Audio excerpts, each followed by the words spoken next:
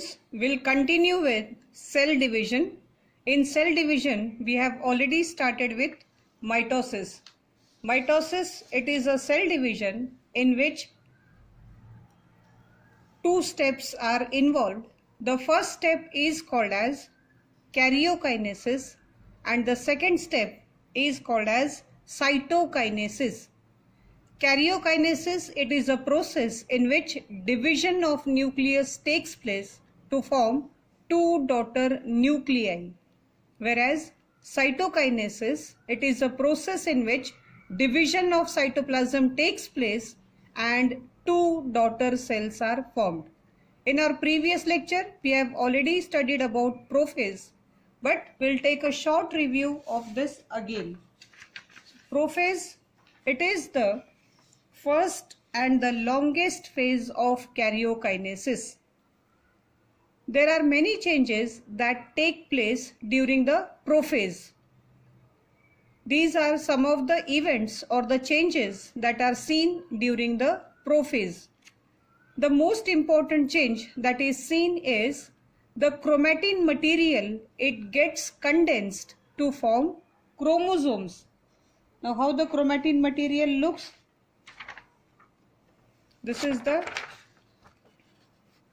chromatin material, and this chromatin material, it gets condensed to form the chromosomes. Another change that can be noticed is these centrosomes, they migrate towards the poles, and the mitotic apparatus or the spindle fibers that are required to hold the chromosomes in proper positions are also seen in the prophase. When nucleolus and nuclear membrane disappears. These two diagrams, these are of prophase, which shows these events taking place. So these are the centrosomes, then they will migrate towards the poles.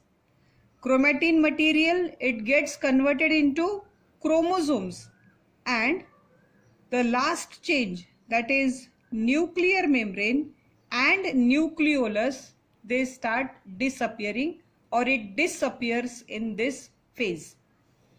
So this is late prophase, which shows that nuclear membrane and nucleolus, it disappears in the late prophase. So this is all about the first phase. The most important things that you have to remember is chromatin material, it gets converted into chromosomes, nucleolus and nuclear membrane disappears. Then comes the next phase, that is metaphase. Metaphase, this is the second phase of karyokinesis. In metaphase, the chromosomes, they get organized or arranged along the equatorial plane of the cell. In simple words, we can say that the chromosomes are arranged in the center. So this is the diagram of metaphase, in which we can clearly see that all the chromosomes, they are aligned in the center. The central part of the chromosome, it is called as centromere. And now this centromere, it will divide so that it is used for the next phase. And these chromosomes, they are held together with the help of these fibers, and these fibers, they are called as spindle fibers. So how to remember metaphase? If we split this word metaphase, it becomes meta, which means middle or center, and phase means stage. So the important characteristic of metaphase is the chromosomes are arranged at the equator or center. In the third stage of karyokinesis, it is anaphase. Anaphase, it is the shortest phase. In this phase, separation of chromatids takes place. And now these separated chromatids, they are called as daughter chromosomes. We have seen in the previous stage that the division of centromere takes place. So these are the centromeres which holds the chromosomes. Now the important characteristic of this phase is the chromosomes are pulled away towards the poles, or the chromosomes are pulled in opposite direction. So when the chromosomes, they are present at the poles, then this condition, it is called as anaphase. Now when they are moving or when they are pulled, they appear like bunch of bananas.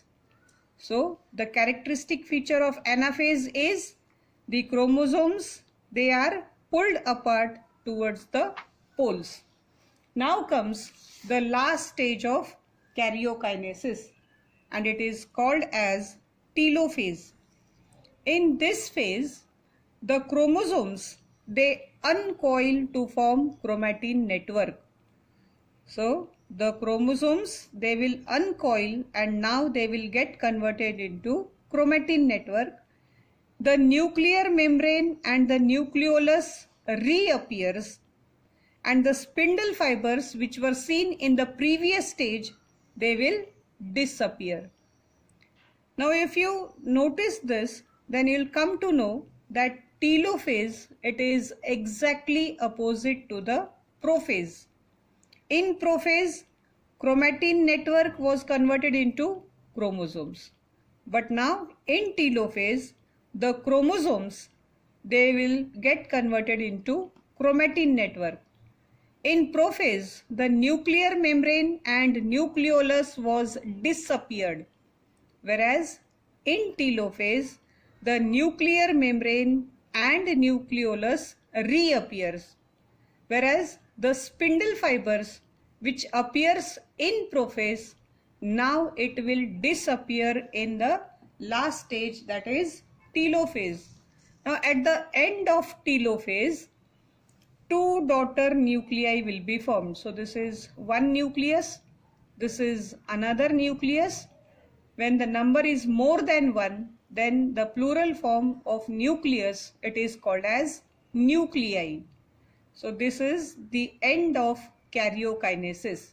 And after karyokinesis comes the next stage, that is, the next step, that is cytokinesis. Cytokinesis is a process in which the cytoplasm is equally distributed among the daughter cells.